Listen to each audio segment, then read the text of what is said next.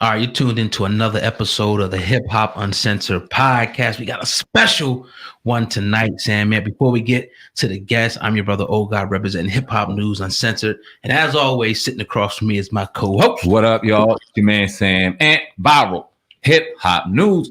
Very, very excited, like Old God said, to be in the building on this Friday evening. Yeah. We got a special guest in the building. Peter Gunz is in the building in the podcast. What up, man? What up? Peter Gunz, what's good, family? Oh, man, thank you for having me, brothers. What's good, man? Everything's thing, man. Y'all being safe, family good, everybody good? Chilling, yep. Yeah, man, we good, man. We locked in. We got our own building. It's only us up in here, so we chilling. We locked down and able to do our thing. How's it where you at, man? Are you in New York right now? Well, I'm in Dallas, but my whole family is there, and it's hectic there. I got a lot of friends and family members that caught the coronavirus. Some, some are doing well. My aunt, she passed away from it. She's like my aunt, she's one of the women that raised me on the block. We call all the older women auntie. So, yeah, so a few people that I know had a bad fight with it because it's, we on top of each other in New York, so it's hard to avoid it. But unfortunately for me, I'm out here in Dallas working. I'm safe. My kids are safe, and so far so good. Dope. So yeah, man, we'll I guess jump right into the interview and get started. I guess I want to know first, man. I guess we start how you got into rap. I mean, when did you start rapping? At what age? And what rappers inspired you to start rapping? Well, it's funny you said that. I was damn, man, I reminded myself how old I was the other day. I grew up in the Bronx on 174th Street, Vice Avenue, same place where Grandmaster Caz, down the hill in Lambert was the Furious Five, and the Cold Crush Brothers was from my neighborhood. Almighty KG and Easy AD and them. So I used to hear the rumblings of these dudes. And the Cold Crush had a routine that went, well, it's 1981. Mm-hmm. So the Cold Crush had a routine that talked about 1981, right? Mm-hmm. And I remember 1981 being the first time I sat down and wrote a rhyme because of that routine. So I attribute that to being the first time I rapped, seeing the Cold Crush Brothers and them doing that routine. Sweet. Dope. I remember talking to some OGs who used to live in Brooklyn and stuff. And I lost audio. Could y'all hear me? We can hear you. Can you hear us? Can y'all hear me? Yeah, we can hear you. We can hear you. I can't hear y'all. Shit, I don't know what happened. So, somebody called me and it fucked up the audio. Hold on, let me see if I can try to get it back. Okay. No doubt. But we here with Peter Gunz. Yep. Can you hear us? Shit, I don't know what happened with the audio. I hate that. When I'm on these calls, people call me and I tell them not to call me. If he can't go in. He can't come in. Yeah, we'll hit our publicist something. I'm gonna come back in. Here with Peter Gunz live. If you're listening live right here on Uncensored Truth podcast and the Hip Hop News Uncensored going in, man, hit the like button, man. We got an exclusive interview live, bringing it to you guys with the legendary Peter Gunz, man. This is a privilege. Our publicist got this set up last minute for us, so definitely excited, man. Definitely excited, man. Can't wait to hear what the people are saying. Watching right now, we got Peter Gunz back in the building. Can you hear now? That, man. Yo, anytime somebody calls me, it fucks the audio up. Nah, it's all good, brother. We all good now. You can hear us? Yeah. So I was basically the Cold Crush I was thinking about the other day. So 1981 would be when I officially wrote my first rhyme. Word. Talk about living in the Bronx back then, man. I used to talk to some New York OGs, and they used to give me some of the wildest stories. I used to smoke and I used to listen. I'm like, damn, I want to write a movie on this shit. So I know you got some experiences, some stories. How was it living in the Bronx back then, growing up? How was your early life? Early life was, if I look back at it now, it was rough. But growing up, I couldn't tell. You know what I mean? Word. I had a house full of brothers and sisters. My mom was there. My dad was there, but it was rough. It was, every building on the block was abandoned, burning down. People were burning down buildings to collect insurance money. And we was extremely poor. But I was the baby boy. And I guess they sheltered me from knowing how poor I was. So I grew up fun, man. We was, riding bikes, playing tag. We thought we was good. I never saw it. But when I look back and think about it, things was fucked up. Of course, I saw a lot of murder, a lot of people disappearing. And I think that's where my love for winter came. People were like, why you love winter so much? Because summers was rough. Like you lost a friend, you lost my father to shooting, murdering, friend. It was bad. So in the winter, it seemed like things calmed down. So I hated summers growing up in New York sometimes. So I was more partial to winter, except for riding the bikes and the block parties and shit. But for the most part, you knew you was gonna lose people in the summer. So that's why I grew fond of winter. But it was rough growing up in the Bronx, man. Good and bad. Good and bad. Like it's no condition that I can't take. Like even this situation right here, where probably is some suburban white kids somewhere that's losing their mind. I felt like I'm conditioned for any and anything from my upbringing.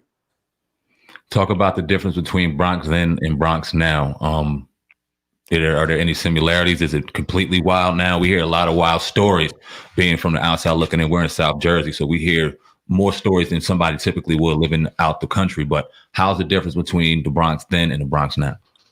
I think it was rough, way rougher when I was growing up. 70s was bad, 80s was crazy, early 90s was crazy. We used to call my block Compton because it was in the 90s it got crazy. I think now it's dangerous. It's less dangerous because cameras everywhere. Not that nobody won't pop off because of cameras, but you're more likely to get caught doing something now. Right. Between the rats and the cameras. But you could get fooled because it's camouflage. You can go in the Bronx now and be like, man, they fixing it up. You might find a Starbucks, the building's looking clean, but same type of mentality lies in those clean buildings. You know what I mean? Absolutely. I want to ask you about Lord Tariq. How did y'all meet up? Could you explain that whole process and what inspired y'all to start working together as well? I was in this group called the Gun Runners, and people don't know this. It was like 7 to 8 of us, rappers. And we had this crew called the Gun Runners. We had the same plan as the Wu-Tang Clan. We're gonna all pop. We're gonna do this album. We did an EP. We're gonna do another EP. We're gonna do the album, and then we're gonna all branch off separately and do our own thing.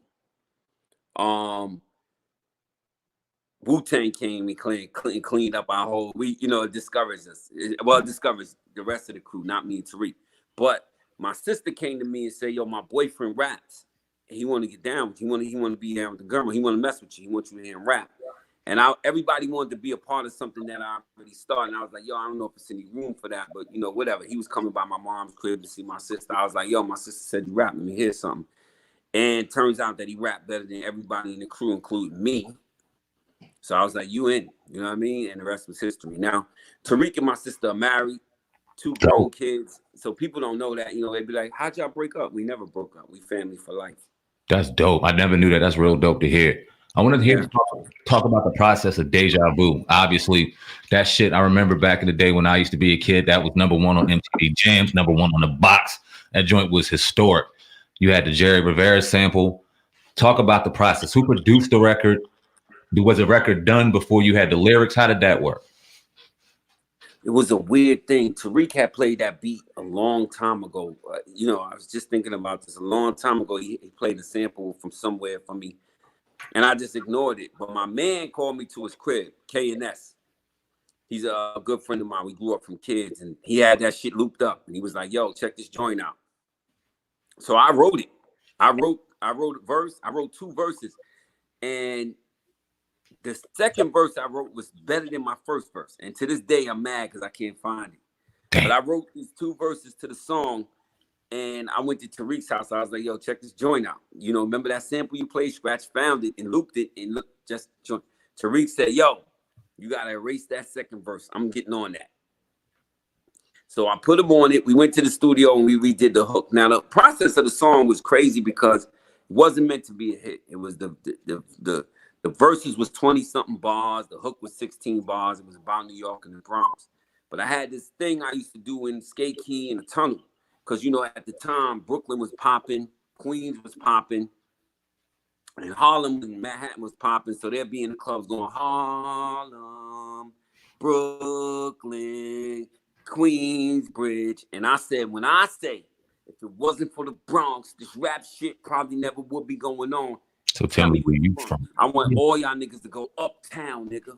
Uptown, nigga. We get that. And then when we started doing that, it started getting louder and louder. To the point where niggas be like, step outside, step outside. It started getting rowdy. So Tariq said, yo, you remember that shit you used to do in the tunnel? In the key, we used to be like, yo, if it wasn't for the Bronx, let's throw that shit in there after the hook. And we wrote it together because if I say New York niggas got crazy game, Tariq will say, but out of town niggas is all the same. So I write the first part in the melody. Brooklyn niggas get crazy loot. Tariq said if it wasn't beef, they was scared of shit. So when we threw the shit out, to me it was just a local. The niggas in my neighborhood is gonna like it. At best, New York is gonna like it. The end.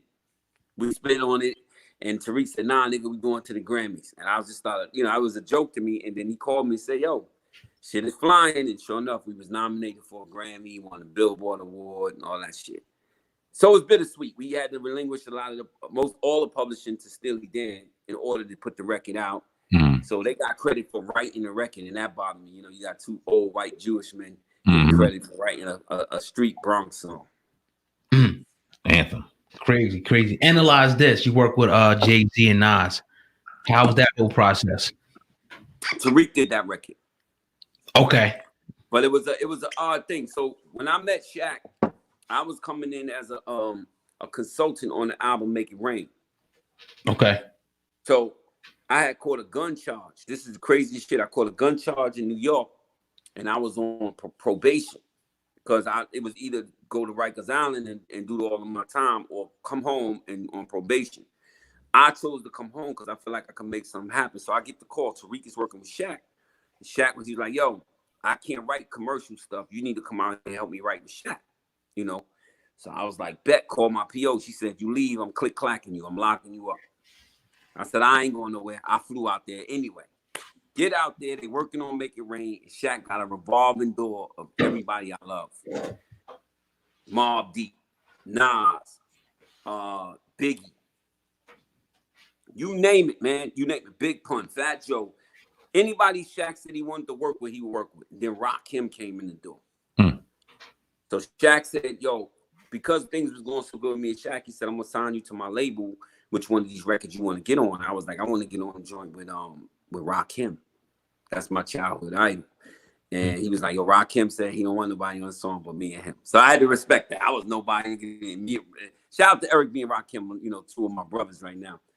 So Tariq picked to get on the record with Nas. I didn't think that would happen. So they put Tariq on the record with Nas and Shaq and Nas, Shaq, and Tariq. Last minute, they wouldn't clear Nas for the record. So they sent it to Jay-Z. Jay-Z jumped on it. So they cleared Jay-Z. So it was really Shaq, Jay-Z, and Nas. But because they had that verse, still had the verse Nas laid, they just put the record out with they just put a version out with all of them on it. But it's really Jay-Z, Nas, and Shaq. But I remember in the studio when Nas said a line, I chopped the live crop. I caught a live crop, chopped it up and hit the block off with Gators. And I remember like, God damn, that was witty and special.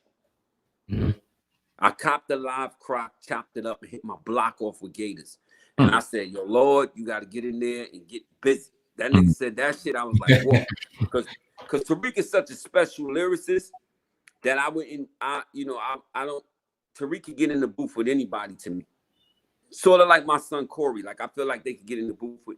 I feel like it's a chance where they'd be like, why was Peter Gunz on that record? Even though I'm confident lyrically, but I feel more confident with my son in the booth with anybody and Tariq in the booth with anybody. But I know people will question me or whatever. But I felt that was the perfect record for Tariq to get on. Did you ghostwrite for anybody? Yeah, but I wouldn't, like it's certain. I wouldn't throw that out there, but yeah, I've ghostwritten a lot for a few people, man. Yeah. All right, so I'll put it to you like this, without naming any names. How common is it in the industry for some of the top rappers to have ghostwriters? It's not that common. Not rappers.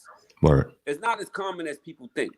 But here's the deal. This is what I feel.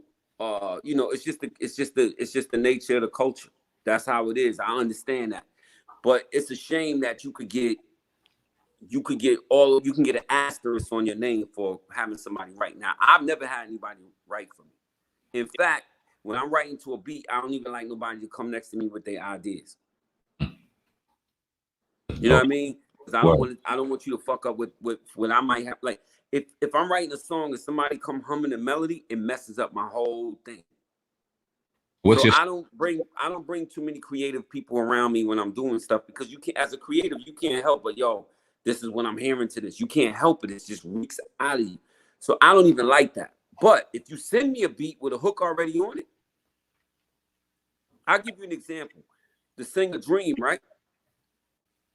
Dream writes songs. He don't write really. He hums a lot of melodies, and that's the way he writes. Mm-hmm. So I remember being in the Def Jam with him one day, and he said, "Yo, I got something for your son," and just hum the melody and tell him to run. Yo, put that to the beat and run with it. So when he writes songs for people, he just hum melodies sometimes, and they put the lyrics in. That's dope. So I think if I collaborated with somebody and we were sharing ideas back and forth, because I'm gonna be honest with you, I feed off rappers. Like I know if I do a song with my son or do a song with Corey, with Tariq, or anybody else that's nice, I gotta come better, or I feed off whatever they flow. I'm gonna write to that flow, and that happens all the time. And when I write, when I'm creating music, because I'm a musician first, I'll put an instrument, a hi-hat, a guitar, or something in there.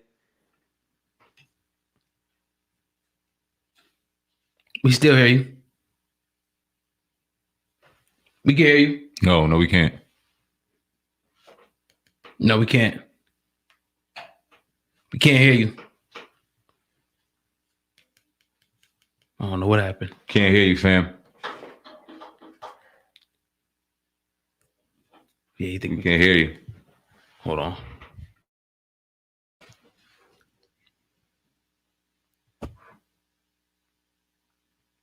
Make me to stay close by.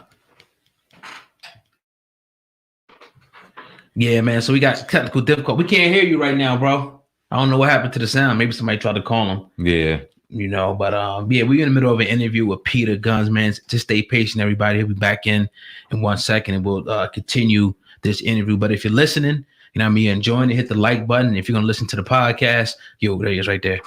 Tell him to call back. Oh, you can text him. All right, cool. Definitely. So yeah, man, definitely. I think he's coming back in 1 second. Hopefully we'll get him back here in 1 second here on the Hip Hop Uncensored podcast. But yeah, I'm enjoying the show, man. Give a few shout outs to the people that's listening. Yeah, Jamal Palms, I seen Lazy Doorman. Appreciate, you know, the super chat. Angel Howard, my man Doug, Brown Eyed Nurse in here. We're gonna continue this interview. I think he's back right now. Let's see if we can establish good communication. Can you hear us? We can't hear you. Man. Why he got a call, bro? I don't know why he's texting people, bro. You gotta call him. Like, we can't hear you. Still no sound.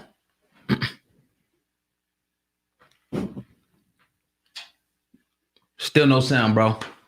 It's coming back in the building. We'll get this straightened out for the people out there right now. But hopefully you guys have been enjoying the content right now. As we sit here, I'm going to run through some comments real quick on the Uncensored Truth podcast and the Hip Hop Uncensored podcast. See what we got in the building right now. Alonzo Bell, is in the building. Angel Howard's in the building. Salute to you. Cocoa Butter Barbie, what's good with you? Seem like we're establishing some communication right now. Still no sound from him. Tell him to unmute his mic if possible.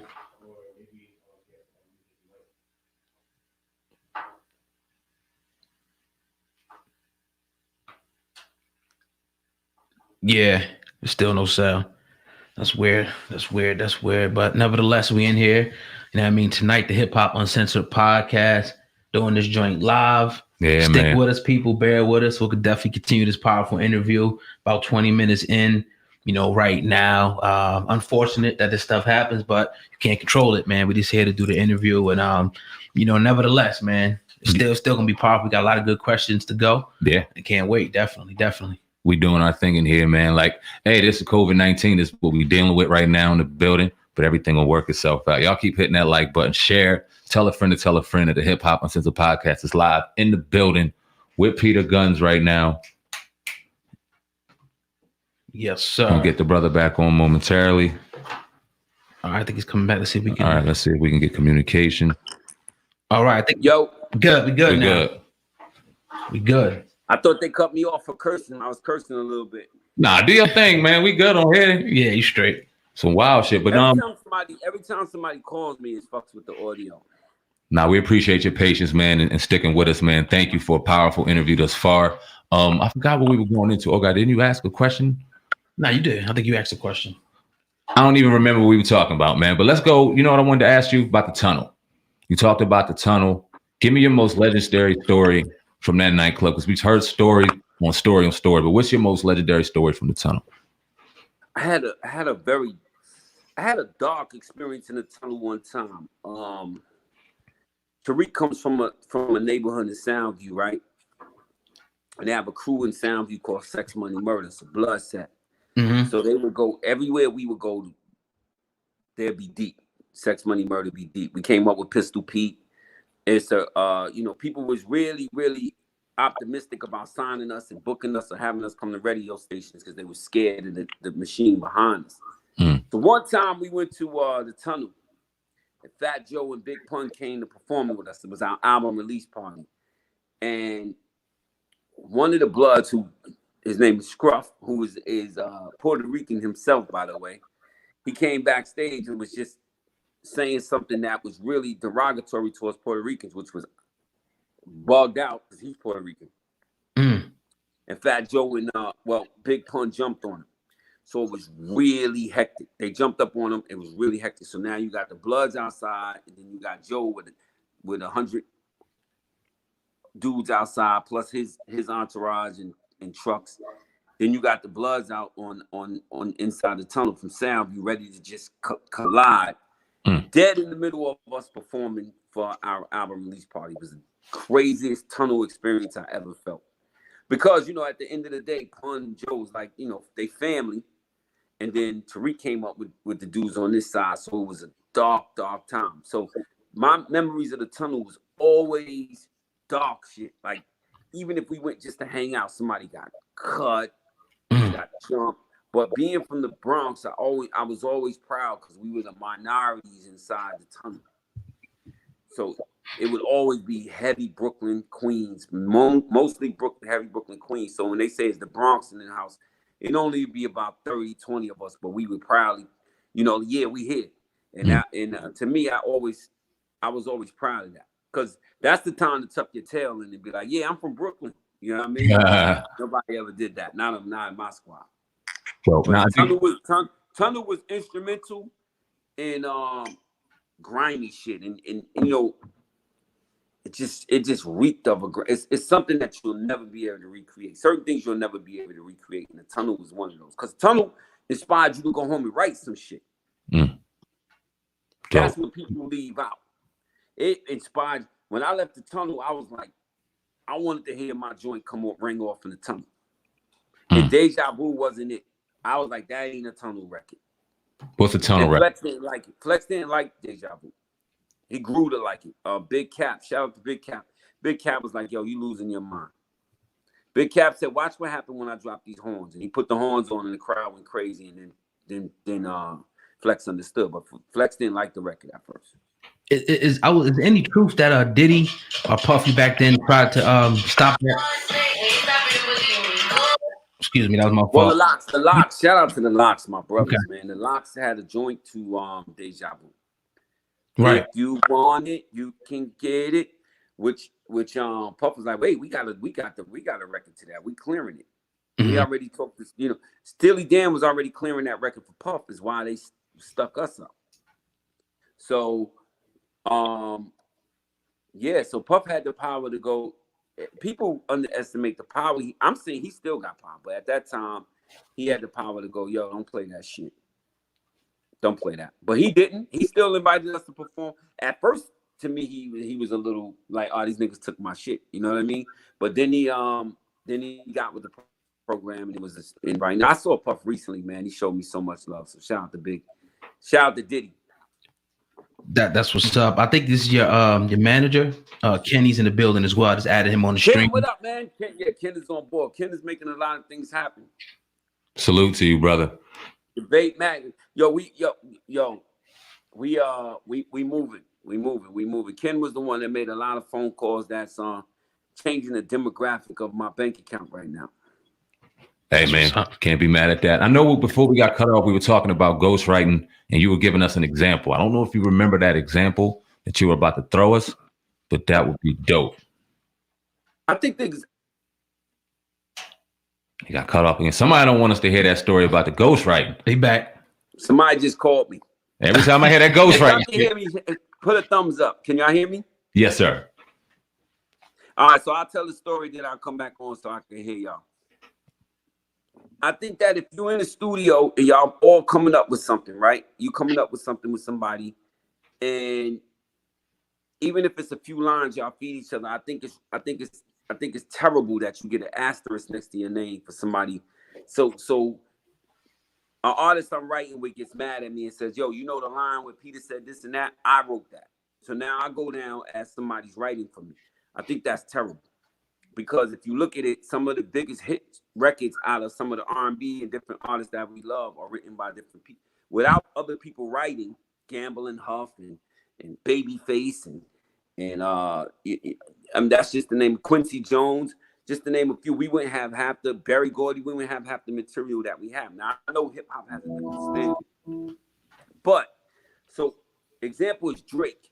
So I don't know what dude's name is that came and said he wrote for Drake and everybody just turned on Drake. Drake got people writing for him. Quint Miller. Mm-hmm. I think if you stick, since dude said that, Drake been in the room by himself writing all his, writing stuff, and it's still coming out with smashes. So it's to me, it's fucked up to put an asterisk on Drake's name because he has somebody writing with him when he still could do those records without dude, and where's dude without him? Like one time Timberland and Dr. Dre was shitting on Jermaine Dupri. And Jermaine Dupri said, put Timberland in the studio by himself, put Dre in the studio by himself, put me in the studio by myself, and see who comes out with a full song, written, arranged, and produced. And that made me throw up an eyebrow because I'm a big fan of Timberland and Dre, but I never looked at Jermaine Dupri as the complete writer, producer, and everything until he said that. He said, put us all in the studio next to each other, with just the keyboards, the instruments, and the mic up, and see who comes out with a full song by themselves. So that was something that made me raise an eyebrow. But I just think that it's okay to collaborate. You know what I mean? I haven't done it. I'm from the old school. You know what I mean? But I haven't done it. But I think it's okay to collaborate. I don't think that I could respect you all the way if everything you write, everything you spit is written from somebody else. I can't respect that. But if y'all collaborating and writing it together and coming up with something together, I can't be mad at that. But I do believe that I think that's over. I think people are overdoing it with that in hip hop standards. You got to write 100% of everything by yourself, or you're not. I don't agree with that. I think you can get in a room with some other people and feed off them. Because if you want me to believe that Wu-Tang ain't feed off each other, I'm not saying they wrote for each other, but if y'all you think that Raekwon and Method Man and it wasn't in competition in some sort of way that stepped them up, I don't know. It's hard, it'd be hard fest for me to believe. But I'm gonna come back in because I can't hear y'all.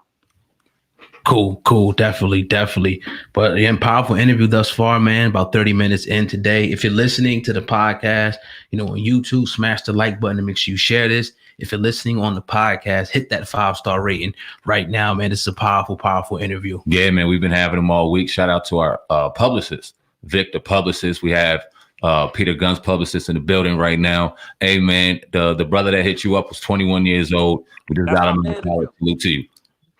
Yeah, we was just buying some time, man. You got back on. Yep, you good? Can you hear us? Yeah, no, that's my manager. That's not my publicist. Oh, okay. Sorry. Well, we got the publicist in there doing work for us, man. But okay. Yeah. So I wanted to ask you, kind of getting out of rap for a second. I want to say over a year ago, situation where I forgot his name. YBN Almighty. Yeah. Got his chain snatched. We did a segment on the podcast about it. We had Hocus 4/5 in the building not too long ago. The gentleman who got the chain back for Jay Prince. Not to try to bring up any old wounds or anything. I'm sure you and Jay Prince are cool now, but you had criticism as an OG to how he approached that. We did a story on it, like I said. Just talk about the internet, how this shit is just kind of different now, and just elaborate on that. How you felt about that, if you don't mind. That's another asterisk on my name that I wish I could. That's something I wish I could take back, because for me to answer him on or say that to him on Instagram, even though I sent him a DM first, call me before I said anything on before I said anything publicly. I sent him a DM to call me because I wanted to tell, because I got a tremendous amount of respect for Jay Prince. Not on no scared shit. I'm from the Bronx. I ain't scared of nobody. It's gonna be what it's gonna be. That's just what I'm cut from. I promise you that. I'm not trying to say I'm some killer or I can't get it. It's just being a man. I don't consider myself a thug. I'm just a man. Right. So it wasn't none of that. It was more. I have a tremendous amount of respect for Jay Prince. I even bought Jay Prince's book because he's one of those dudes that's not loud. He does what he does under the radar.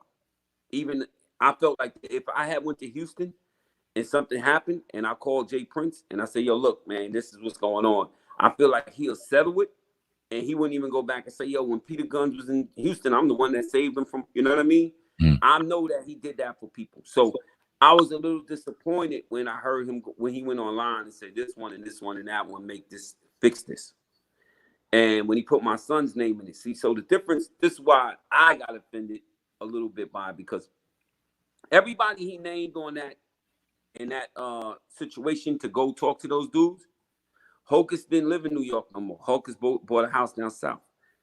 Pimp, Remy and Pap don't live in the Bronx no more.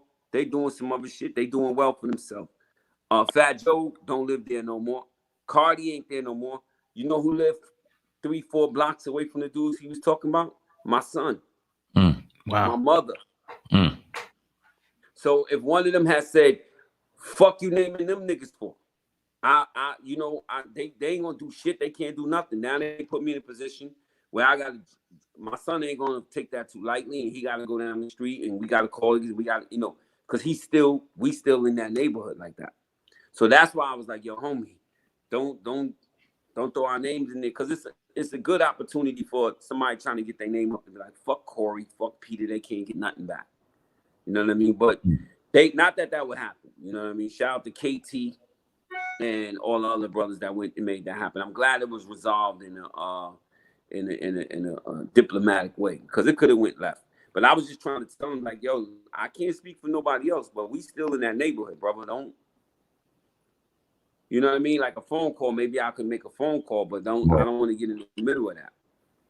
I don't even, to be honest with you, I don't know what none of that's about. I don't know what none of these new young dudes is. I don't even know who they are. I just saw my son's name on that, and it was dangerous because Jackson Avenue is literally 2 train stops or 3 train stops from where I'm from. Have you guys spoke since you and Jay Prince? Has anything been pieced up behind the scenes? We ain't speak then, and we ain't speak since. But he spoke to KT, Crocodile Hunter, who's like a brother to me, and Hocus 4/5. They figured it out, and that's enough for me. I mean, one day I'll see Jay Prince and we'll talk. You know what I mean? Again, I want to pick Jay Prince's mind about business and some other things. This right here was just a misunderstanding. He said he was like, I'm new to this Instagram shit. I'm not with all. I just was upset. Somebody stole my youngin' chain. It was in the Bronx. I know a lot of people there, and I'm new to the way he talked to KT and them about it was just like, yo, man, I'm new to this Instagram shit. Like, I'm not even with the Instagram thing. So listen, we all, even as, come on, man, I've done so much. I can't, I regret, again, going on Instagram saying something. I regret that. That's something that I can handle behind the scenes as well. I can dig it. Yeah, no doubt. I want to kind of go back just a little bit and talk about, the state of hip hop now, but go all the way back into when like the South started taking over. In your opinion, why do you think that New York lost control of hip hop, or if you even believe that? Could you speak on that whole transition, if you may?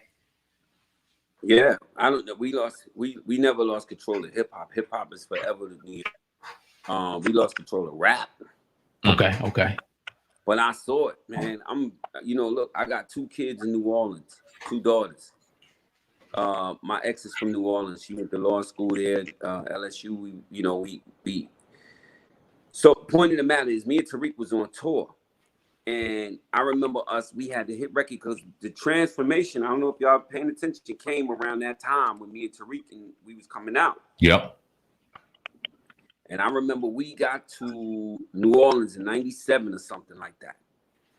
And they came to us. We had the #1 rap record in the country. And they came to us in New Orleans and said, yo, you guys going after Master P. And I remember, what the fuck y'all mean we going on after Master P? We got the #1 record in the country. And when that man went on stage, I fully understood what they meant. It was like Michael Jackson entered the stage and he was doing some raps that I thought, keeping it 100, I thought the shit was whack or corny, but nobody else did. They was going ballistic. Make them say, And then he had he also had the Ice Cream Man thing. And I totally understood that there was something taking place that was different from Outkast or anything. This shit sounded like country ABC rap. And I was like, and I said, we in trouble. I felt the temperature changing for hip hop right then and there. And then I was hanging out in New Orleans and I got cool with some dudes, my man Prime and a few other dudes, and they bought me this white windbreaker and it had Cash Money Records on the back. I said, what the fuck is this? Yeah. I'm rolling around with these dudes in New Orleans with a Cash. They was the underdogs to No Limit. And I like the underdogs. So I'm gonna mess with the underdogs. And they had just got like 30 million from Universal and all of it, most of their royalties and publishing. And I thought that was amazing. And I saw the beginning of that. And so I saw the temperature change. And then where I was wrong at, I was like, all right, this will be a couple years. This shit will go back to New York. It ain't been back since. You think Fat Joe? I feel like New Yorkers is trying to sound like a lot of, not everybody, but a lot of music out of New York. They're trying to sound like they from the South. I don't mind you rapping over with trap beat with your New York dialect, but when I hear you rapping and trying to sound like you from Atlanta or New Orleans or some shit, that makes me sick to my stomach. Would you say that Fat Joe was like one of the first, artists from New York that actually, bridged the gap, that started kind of dealing with those guys? Could you talk about that from the South? Because like, again, that whole attitude that you had, you can hear me? Yeah, hold on, what was it you said? Say it again. Fat Joe, would you say he was one of the first artists that started to bridge the gap between like New York and the South and working with him? Could you speak on that whole aspect? I didn't say that. No, I don't know that. He might have. That's my man. He might have. I don't know that. I didn't say that. I don't know where. The reason I'm saying is because the same kind of like flavor that you had about the South, we all kind of felt like that. I felt like that too. Like there's some corny rap, but then people, it's turned to being corny rap. People trying to now sound like these dudes. So what happened to where these New York rappers wanted to start to sound like these Southern rappers, man? And instead, you want to eat. You want to eat. You want to feed your kids. You want to feed your babies. That's what happened. Nobody, ain't no DJ going to change the format. I tell all the new rappers, I said, listen to, if you're just trying to eat, if you're not trying to change the game, but do something innovative, listen to the radio, hear what the DJ's playing, go in the club, hear what the DJ's playing, make something in that vein. No DJ's going to change the format of what he's playing to play some shit that you did, some boom bap. So if you want to play a boom bap record and out rap somebody, I love it all day. I'm with that. Let's go. If you want to try to be innovative, I'm with that too. But if you're just saying that you want to hit record, make a record in the vein of what the DJ's playing. Go sit in your car, listen to the radio, stop the radio, put your song on, and see if you can hear your song come on in that particular mixed DJ's segment. Or if a stripper's going on the pole, because she go up and down and rock to your song. If you're just trying to eat and you're just trying to go, that's what you got to do. And that's what most of these kids are trying to do, man. They just trying to eat, feed their families, and they not trying to do nothing innovative to change the game. So if you want to just be a rapper's rapper, I give you the best example I could give you. My son. My son rap anybody under the table. To this point, I put my son up against anybody lyrically. But is that what's paying the bills? Is that what's changing his life? Is that what's going to know? But because he's a true artist, I can't change him. I can't say, Corey, look, dumb it down, man. Give him an A, B, C, D, E, F, G, and you good. They already know your name. You did 6 for 7. You on Young Money. Mm-hmm. Dad, I just can't do that.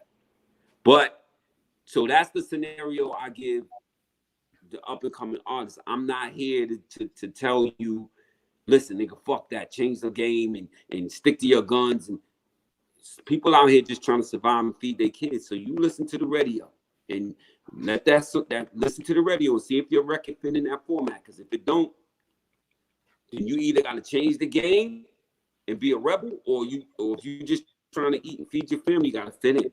And again, fit in don't mean change your dialect and act like you're from somewhere else. You can rhyme over a trap beat and be from New York. You know what I mean? Mm-hmm. But that's the problem that I have. I even have, I have a problem with Crips and Bloods in New York trying to sound like they're from LA. Yo, bring the core around. Bring the core. I'm like, man, what the fuck are you talking about? I gotta ask you this, man. You talk about what I was going to ask you. Talking about how eventually hip hop started getting kind of, I don't want to say watered down, but people were out here trying to survive. Did that ultimately ruin hip hop? And why is it that I feel like hip hop is one of the only genres in music where they ask you to dumb shit down? You don't hear that in pop, you don't hear that in country, but in order to survive, so to speak, as a rapper, you have to dumb it down and give them ABC. Why is that? Yo, man, I'm not a conspiracy theorist, but I do feel like if it was a different demographic of people, Jewish or some other shit, rhyming about killing each other and bitch this and bitch that and shake your ass and bust it open and rhyming easy 1, 2, 3 and throwing money and wearing your pants off your ass, I think that shit would have been shut down a long time ago. Word. It's only all right for us to continue to do that. You know what I mean? And make it big. Yeah, make it more big.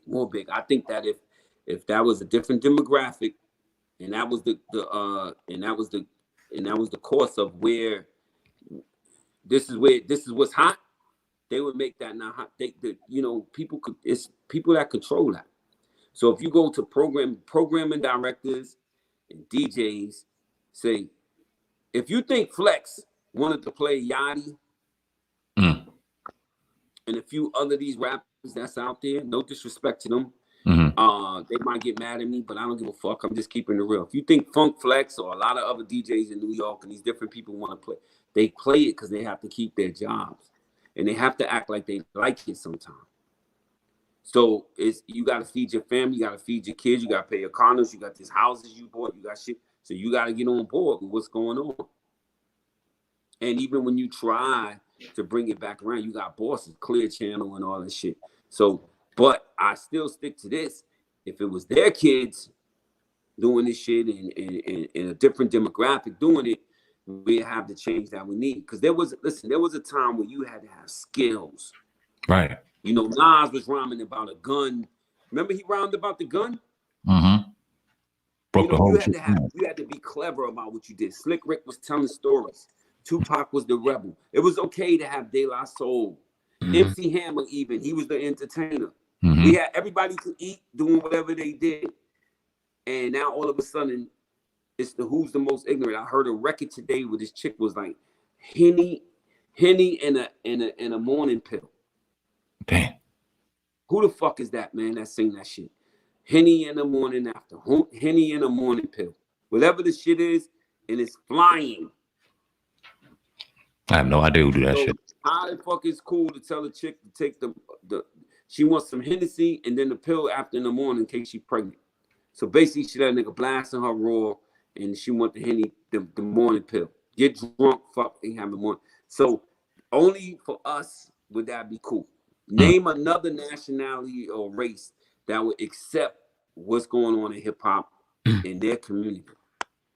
With that being said, I mean, would you say that hip hop has a bigger influence on the next generation than we really think, and that these rappers hold a real big responsibility in the message that they put out? I mean, we went from guys just telling their story to guys. I say this. I say rappers. Hip hop is now strippers and dope fiends now. Could you speak on that whole aspect? Yeah, I mean, listen, I'm guilty even on Deja Vu of saying some things that I can't even perform in front of my kids or my sisters now. I'm like, you live and you learn, but you grow. Yeah, I mean, even that part of it. I was looking at somebody's live the other day, one of the hot rappers, I forgot his name. I was looking at Tory Lane's live, and he was like, what you sipping on, man? You drinking on something, you know, a little Hennessy? He was like, nah, man, I'm sipping lean. Mm. And they were like, yeah, sip your lean, like it was okay. When you make it cool to pop pills and drink cough syrup, that was never cool to us. We used to laugh at the junkies. We used to be like, yo, look at him, he's a junkie, yuck. Now we ain't looking up to the junkies and going, yo, could you get me some of that? And the shit is more addictive than heroin. So, and I got, just so you clear, I got multiple brothers that was on drugs. One still on drugs. I grew up with drug addicts. So to see that is real personal for me. That they think it's cool to promote lean and pill popping. Like it's cool. Again, no other nationality. The people that run Clear Channel and run all of this shit, no other nationality would stand for their kids promoting drug use and the shit that's going on, man. It's disturbing. But again, somebody got to change it, man. And I'm, like that's what's hot, and that's what it is, and that's what it's going to be, and they're going to run with it, as long as it's not their kids. I think it's a perfect time to transition to my next question: media.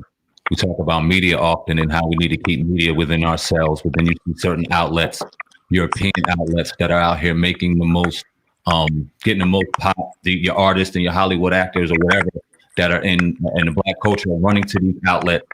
You hear the culture vulture term thrown out there often. I don't know if you're familiar with it, Dame Dash and Kenyatta Griggs, the culture vulture movement. But then in the same breath, you see a Dame Dash, for example, going for Adam 22 or talking about a Dame. Talk about why you feel as though some rappers, some entertainers in the Black community talk a game about we got to stick with our own, but then still go to one of these other outlets to give them exclusive interviews, to give them the content. Speak on that for me. I don't know, man. I think sometimes you got to get on a different platform to try to speak to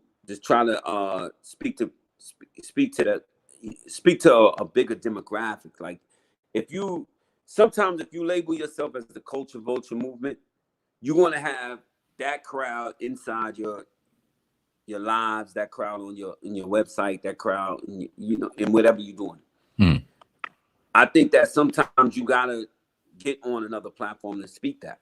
I don't know who's the right person. I don't know if Dame Dash. Listen, I love Dame Dash. I don't think most people. It's unfortunate that most people label him crazy and he's bugged out. He's bitter.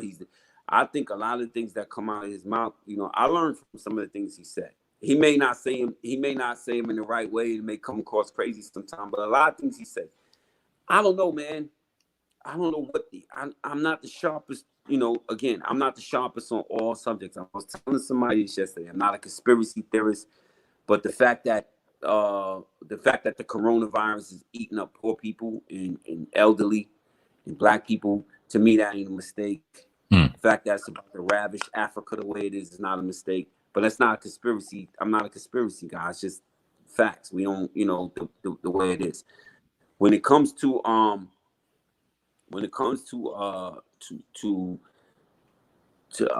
the culture vulture thing, there's so many white people that played a part, and Puerto Rican people that played a part, and Spanish people in different demographics that played a part in hip hop being where it is. It's hard for me to call everybody a culture vulture. I feel like if not for some white people, we wouldn't be where we are. Even in terms of the civil rights movement, I get in arguments with people. I'm like, yo, a lot of white people were marching with us. So I don't think that it's all the way fair to call everybody a culture vulture. I think a lot of them played. Example, we sold 1 million records, right? 1 million, almost 2 million Uptown Babies. I guarantee they were bought by a different most of our records were bought by a different nationality. I hear you. What I mean? So I think that is to call everybody a culture vulture is not fair. They help lift the culture to where it's at. I just hate that they promoting trash. You know So what like, I mean? It's not even skillful trash. If they had skills and they was rhyming about something and they was bringing in the drugs and the lean, then I could see the argument. But to have garbage, rap garbage, like trash rappers promoting bad shit, and y'all saying that that's cool, I think that's fucked up. But other than that, nah, man, if not for different demographics and different nationalities, hip hop wouldn't be where it is. We couldn't do that by ourselves. what do you think about a Vlad TV? He gets a lot of criticism for a lot of the content that he creates. It's often people say it's talking about somebody's past. It's talking about somebody that's doing something behind the scenes, often getting indicted or something crazy like that. We hear the stories. Often Vlad is my man.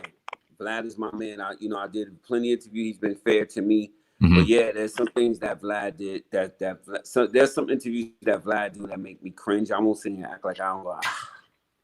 But again, you know what I mean? That's up to us. You know what I mean? And he's grown to a different stage where, it's different people that could be like, yo, homeboy, check this out. But nobody's doing it. But he hasn't ducked the smoke or anybody coming on there calling him out. If I'm not mistaken, I've seen a few people say something to him.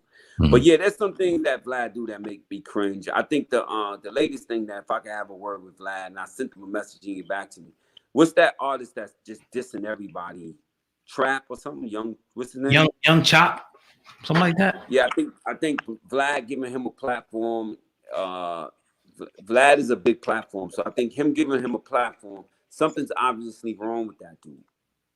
Mm-hmm. So you aiding and abetting in him getting his head blown off, or him going to jail, or him killing somebody. Because if you just don't promote what he's saying, because it's just not. He's disrespecting Meek Mill and Drake and Jay-Z and whoever else he's saying. I think something is something's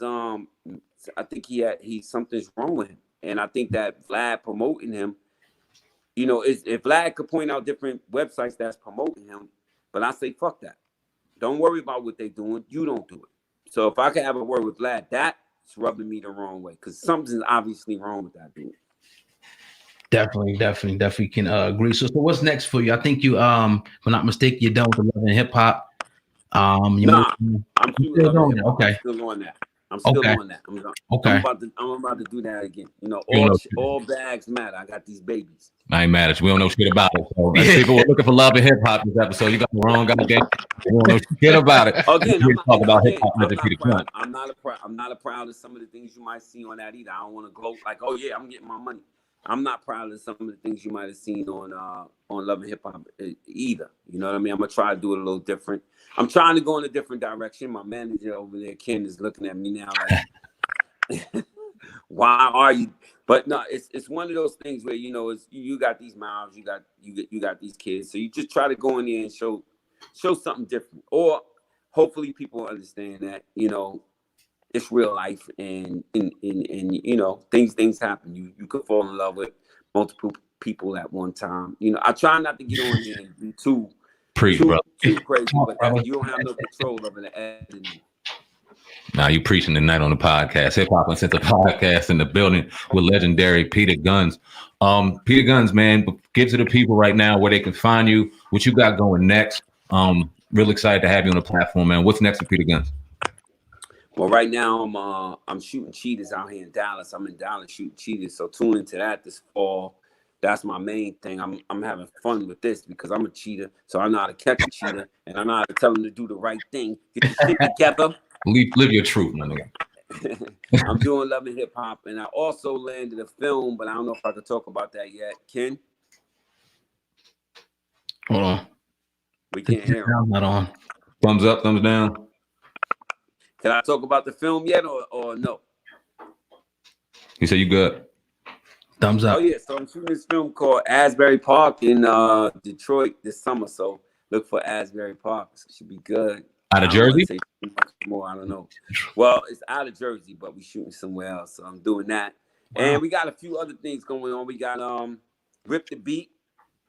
It's a competition show for rappers, real rappers. Again, Don't come in there with that lean pill popping. You know what I mean? You can, but good luck. Word. We're doing Rip the Beat, and we also have this stage play that we do called Flow that my manager wrote. It's incredible. It's Flow in the Church. It's about a kid struggling between the streets and church. His mom is a pastor, and she don't want to rap in this street stuff. And I'm trying to convince him to come to the streets. Nobody want to hear church rap, and it's awesome. So when it comes to your town, come see us. So I'm gonna be on stage. Okay. Which is you know, when that's how we met. Ken Hamilton debut management, and he was looking to cast somebody for the show, and I went and casted for the show. He booked me for the part of Trent, big part, by the way. And I grew to love acting on stage, man. Something in the character so close to who I am. And I was like, this is easy. Dope. So look for that in the town near you, and a bunch of other stuff. But that's the stuff that's going on right now. Hey man, he produced it. So shout out to Kim.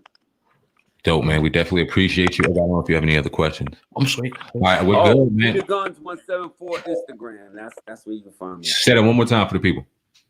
Peter Gunz 174 Instagram.